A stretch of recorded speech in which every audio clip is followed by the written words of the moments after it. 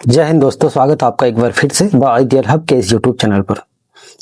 हम लोगों ने जो 1857 की क्रांति का सिलसिला शुरू किया था, उसके तहत हम लोग अब तक 2 लेक्चर कंप्लीट कर चुके हैं और हम लोग पहुंच चुके थे सामाजिक और राजनीतिक कारण पर।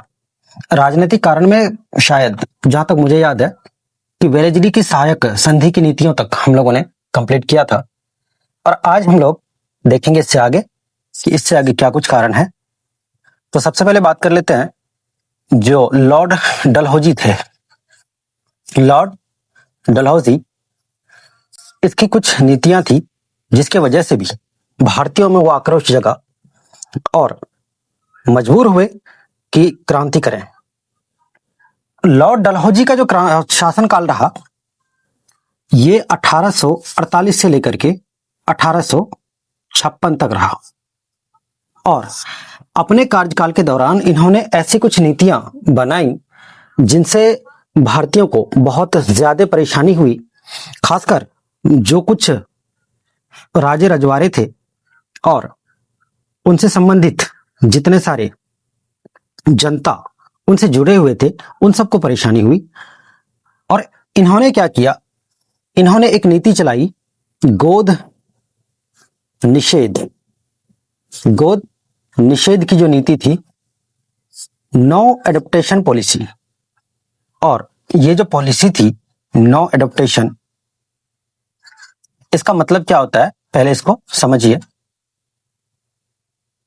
जब राजा मरते थे, जब उनका देहांत होता था, तो राजा के बाद उनका जो वंशज होता था उनमें से कोई एक राजा बनते थे। लेकिन कुछ ऐसे भी राजा हुए भारतीय इतिहास में, जब उनका इंतकाल हुआ या उनकी मृत्यु हुई तो उनके बाद उनका कोई संतान नहीं बचा। जब संतान नहीं बचा तो किसी ना किसी को तो राज्य चलाना होगा। ऐसे में क्या होता था कि वो गोद लेते थे किसी को, ताकि आगे आने वाले समय में वो उनके राज्य का प्रशासन चला सके, संभाल सके। लेकिन जब लॉर्ड डलहौजी आए तो उन्होंने नो एडप्टेशन पॉलिसी स्टार्ट किया, जिसके तहत क्या हुआ कि अब अगर राजा का कोई बेटा नहीं है तो राजा के मरने के बाद अब कोई गोद लिया हुआ संतान उसका राज्य नहीं चलाएगा। और ऐसे में जरा सोचिए उस राजा का क्या होगा और उसके राज्य का क्या होगा। उस राज्य को हड़प लिया जाता था ये कह करके कि अब ये जो सिस्टम है गोद निषेध, ये समाप्त हो गया। और इसके तहत इन्होंने क्या किया, बहुत से राज्य जैसे सतारा, इसके अलावा संभलपुर, इसके अलावा जैतपुर और भी बहुत से राज्य थे जिनको गोद निषेध अभियान के तहत अपने कंपनी शासन में शामिल कर लिया गया। इसके अलावा कुछ और भी कारण थे। इन्होंने एक और नीति चलाई, हड़प की नीति। हड़प की नीति, हड़प की नीति यानी डॉक्ट्रिन ऑफ लैप्स। इस नीति के तहत क्या होता था, अगर वहां की जनता खुश भी है, जिस राज्य को उनको हड़पना होता था, तो उन पर आरोप लगा दिया जाता था कि आपसे ये जो जनता है ना यहाँ की, आपसे खुश नहीं है, इसलिए ये राज्य आप चलाने के काबिल नहीं है और उस राज्य को हड़प लिया जाता था। इसके तहत उन्होंने क्या किया कि जो अवध था, अवध का अंतिम राजा आप भी जानते हैं कौन था, वाजिद अली शाह।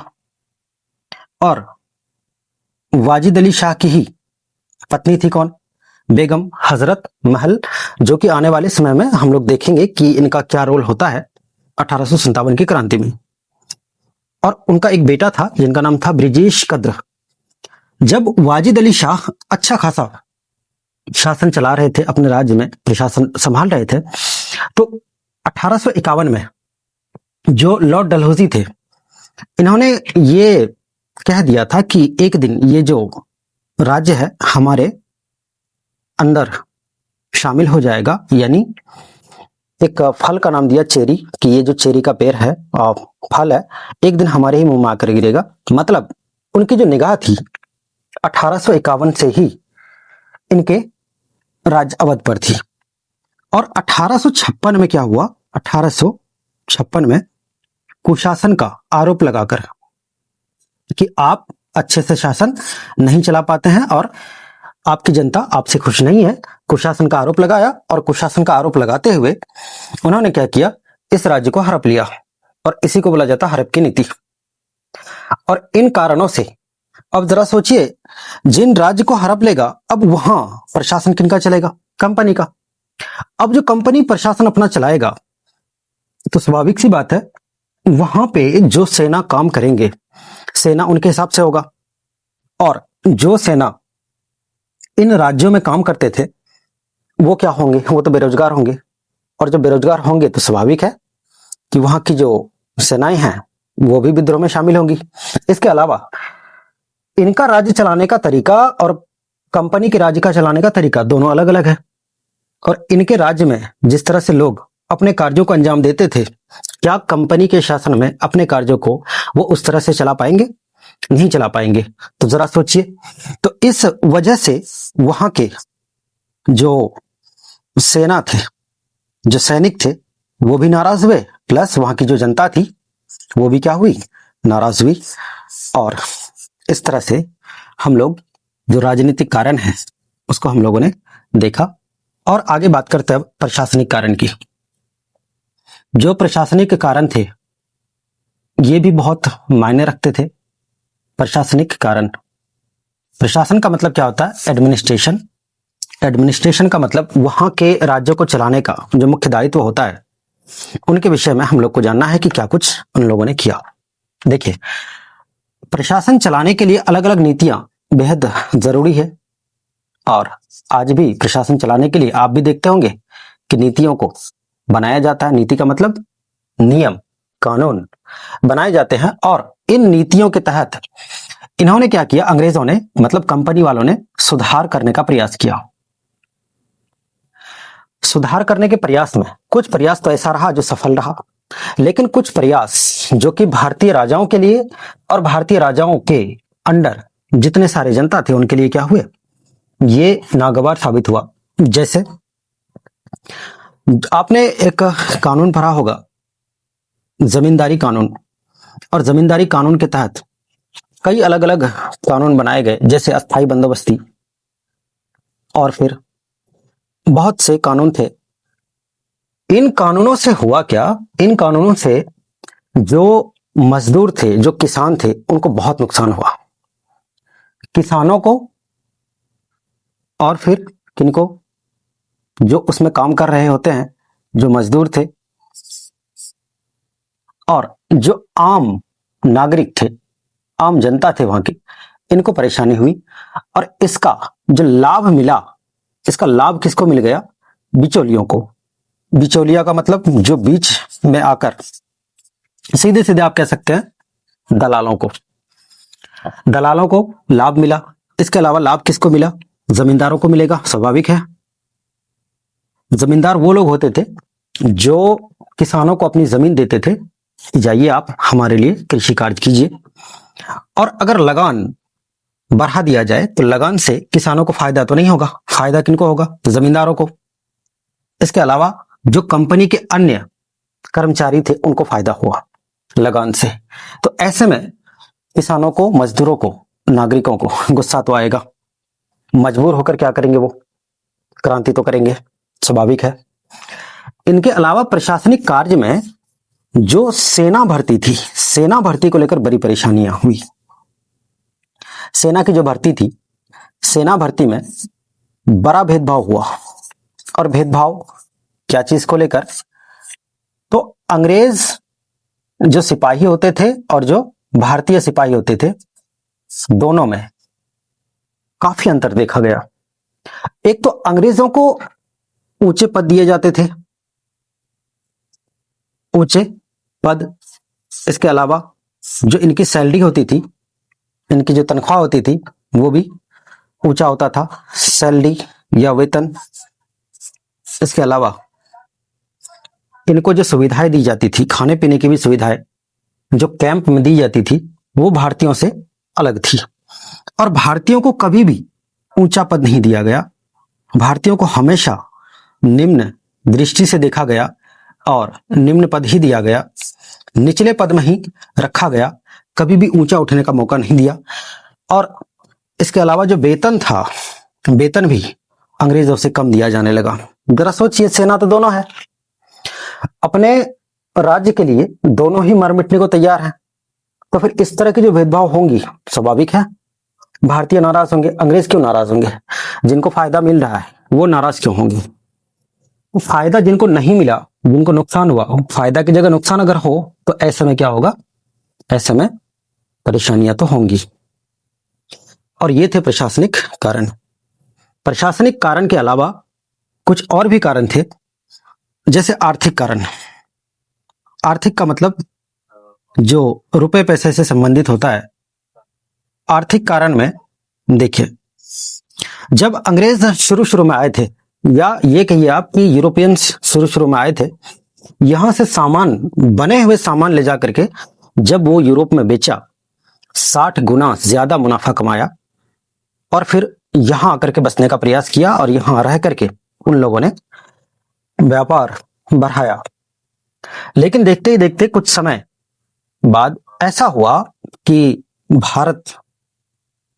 भारत में जो ओपन पॉलिसी थी, ओपन ट्रेड पॉलिसी, यानी खुले बाजार, मुक्त बाजार की जो पॉलिसी थी, उनको अपनाया गया। इसके तहत क्या होता है, देखिए कि पहले तो कंपनी का ही जो आदमी होता था वही आकर के बाजार में अपना बिजनेस कर सकते थे। लेकिन 1813 और 1833 ये दो चार्टर एक्ट के मुताबिक 1813 में तो क्या हुआ कि चीन और चाय को छोड़कर सभी कंपनी वालों को अलाउ कर दिया कि जाइए आप भारत में जाकर के बिजनेस कीजिए।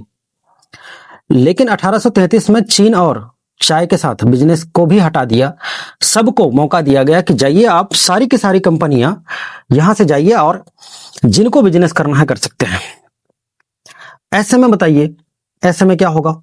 सभी अपने अपने तरह से बिजनेस करेंगे और सबने जब बिजनेस करने का सोचा, सबने जब बिजनेस करने की होड़ लगाई, तो ऐसे में क्या हुआ? भारत से कच्चे माल को ले गया। कहां ले जाएगा? इंग्लैंड। क्यों? क्योंकि तब तक जो इंग्लैंड था, इंग्लैंड में औद्योगिकरण हो चुका था। औद्योगिकरण का मतलब यह होता है कि वहां पे उद्योग का विकास हो चुका था, फैक्ट्री का विकास हो चुका था। अब जब फैक्ट्री का विकास हो गया तो लोग इंतजार क्यों करेंगे? लोग अब क्या करेंगे? फैक्ट्री से बने हुए जो सामान होंगे, जो सामान आप हाथ से 10 दिन में बनाते हैं, फैक्ट्री में आपको 10 मिनट में बनके तैयार हो जाता है। आप 10 दिन इंतजार क्यों करेंगे? और अब क्या होने लगा, यहां से कच्चे माल को, भारत से कच्चे माल को खरीद करके ले जाया गया कहां? ब्रिटेन। और ब्रिटेन में बनाई गई वस्तुओं को ला करके भारतीय बाजार में, जो भारत था, भारतीय बाजार में बेचना शुरू किया। अब जरा सोचिए, जब भारतीय बाजार में उन वस्तुओं को बेचेंगे और हाथ से बनी हुई वही वस्तु है, तो हाथ से अगर बनी हुई वस्तु है तो उसमें मेहनत तो ज्यादा लगा होगा। अब जब मेहनत ज्यादा लगा होगा तो कीमत भी ज्यादा होंगी। और दूसरी बात, जो उद्योग में बनी हुई चीज है वो अट्रैक्टिव ज्यादा होगा बनिस्बत किसके? हाथ से बनी हुई चीजों के। ऐसे में क्या हुआ कि भारतीयों का, जो भारतीय अपने हाथों से यहां वस्तु बनाते थे, वही वस्तु अंग्रेज जब उद्योग से बना करके लाए और भारतीय बाजारों में बेचा गया तो उनको ज्यादा फायदा मिला और भारतीयों को बहुत ज्यादा नुकसान हुआ इस बात से। और इस तरह से जो कुटीर उद्योग थे, छोटे छोटे उद्योग, वो क्या हुए? कुटीर उद्योग बंद होने लगे भारत में। अब जरा सोचिए भाई, कुटीर उद्योग अगर बंद हो जाएगा, छोटे छोटे उद्योग धंधे अगर बंद हो जाएंगे तो क्या होगा? लोग तो बेरोजगार होंगे, लोग क्या होंगे? परेशान होंगे। और जब लोग परेशान होंगे तो स्वाभाविक है क्रांतियां होना तो तय है। एक समय आएगा जब भारत में, आज तो खैर भारत की जनता ये कहे कि बड़ी भोली जनता है और हमने 70 वर्षों तक किसी को राज करने का मौका दिया और 70 वर्ष के बाद हमने क्या देखा? हम जब एनालिसिस किए तो पाए, चाहे वो किसी भी तरह से हो, हमने क्या पाया कि भारतीयों का कहीं ना कहीं नुकसान हुआ है। वही गलती आज 2014 से हम लोग करते आ रहे हैं। एक ही पार्टी का डोमिनेंस किसी भी हालत में नहीं होनी चाहिए, क्योंकि जीवन का सिद्धांत है बदलाव ही जीवन को जीवित रखती है। अगर जीवन में जिंदा रहना है तो बदलाव बेहद जरूरी है। बहरहाल जो भी हो, तो क्रांतियां हुई, उसके पीछे जो कारण था एक आर्थिक कारण भी था। और यहां से बनी हुई, जो इंग्लैंड से बनी हुई वस्तुओं को भारत में लाकर बेचा गया, तो ऐसा माना जाता है बहुत बड़ी मात्रा में यहां से धन का निष्कासन हुआ। और धन के निष्कासन का सिद्धांत आगे चल करके कौन देंगे? तो दादा भाई नौरोजी देंगे। हम लोग पढ़ेंगे उन चीजों को। बहरहाल यहां हम लोग इतना देख लें कि आर्थिक कारण में हम लोगों के जो क्रांति है, क्रांति के पीछे क्या कारण था। इसके अलावा दोस्तों सामाजिक कारण भी था। जो सामाजिक कारण था, सामाजिक कारण सबसे ज्यादा प्रभावित किया। सामाजिक कारण, ये सामाजिक कारण क्या था? देखिए, हर समाज में, चाहे वो किसी भी समाज हो, कोई भी समाज हो, कोई भी देश हो, हर किसी का अपना एक नजरिया होता है। हर किसी की अपनी एक क्या होती है? संस्कृति होती है। हर किसी का एक अपना सभ्यता होता है। इन सामाजिक कारणों में जब अंग्रेज भारत आए, तो अंग्रेजों ने भारतीयों के प्रति एक अलग ही रवैया अपनाया, अलग ही रुख अपनाया। इनका जो रवैया था भारतीयों के प्रति बड़ी गंदी थी। भारतीयों को इन्होंने काला कहकर पुकारा कि भारत के लोग क्या है? काले हैं। इसलिए तो गाना भी बना था, हम काले हैं तो क्या हुए, दिलवाले हैं। अब हर काला दिलवाला नहीं होता है, ये भी बात ध्यान रखिएगा। जो भारतीय था, भारतीयों को काला कहा गया और भारतीयों को क्या कहा गया? असभ्य। असभ्य का मतलब जैसे तैसे जीवन बिताने वाले लोग, असभ्य। लेकिन अंग्रेजों ने शायद इन बात पर ध्यान ही नहीं दिया कि 1921 में उन्होंने ही खोजा था ना, उनके ही संरक्षण में खोजा गया था, उनके ही नेतृत्व में खोजा गया था। और हड़प्पा सभ्यता जब प्रकाश में आई तो हड़प्पा सभ्यता नाम दिया। सभ्यता का मतलब कई सौ वर्ष पहले, कई हजार वर्ष पहले सभ्यता भारत में एग्जिस्ट किया करती थी। अंग्रेजों को इन बातों को समझ जाना चाहिए, लेकिन नहीं समझे। असभ्य कहकर पुकारा गया, काला तो कहा ही गया। और भारतीयों की जो तुलना थी वो कुत्तों से करी गई। दोस्तों जरा सोचिए कितना अजीब है अंग्रेज। अपने दरवाजे पर वो लोग लिखते थे कि भारतीयों का और कुत्तों का मेरे घर पर आना मना है, मेरे घर से वो बाहर ही रहें। मतलब जो बाजार के कुत्ते हैं, वैसे तो कुत्ता वो लोग पालते ही है, लेकिन जो आवारा हैं उन कुत्तों का और भारतीयों का, जरा सोचिए कि भारतीयों का तुलना आवारा कुत्तों से किया गया और कहा गया कि मेरे दरवाजे पर ना आए। अपने दरवाजे के पंपलेट पर लिखवा करके रख दिया और इस तरह का बुरा बर्ताव किया गया। इसके अलावा जो समाज में कुछ प्रथाएं थी, जो सामाजिक प्रथा थी, देखिए सामाजिक प्रथा, हर सामाजिक प्रथा को आप अच्छा नहीं कह सकते हैं, लेकिन चूंकि समाज में प्रचलित है, अगर समाज में प्रचलित है तो उनके हिसाब से तो सही है। अंग्रेजों ने जब देखा उन प्रथाओं को तो उनको अच्छा नहीं लगा और उनके लिए अलग अलग कानून बनाए और उनको समाप्त किया, जो भारतीयों को बाद में रियलाइज हुआ कि नहीं ये ठीक हुआ है जो भी हुआ। लेकिन उस समय चूंकि सभ्यता में, समाज में प्रचलित थी, तो भाई किसी को भी बुरी लग सकती है। उन सामाजिक प्रथाओं में क्या थी? एक तो सती प्रथा। सती प्रथा का मतलब होता है, साथियों, सती प्रथा का मतलब होता है कि अगर किसी महिला का पति मर गया तो पति तो मरा ही मरा, अब वो पति के साथ साथ क्या करना है? उनके पत्नियों को भी, पत्नियों का मतलब एक ही पत्नी या दो भी हो सकती थी, बहु विवाह प्रथा नहीं थी उस समय, बहुत से विवाह नहीं कर सकते थे आप।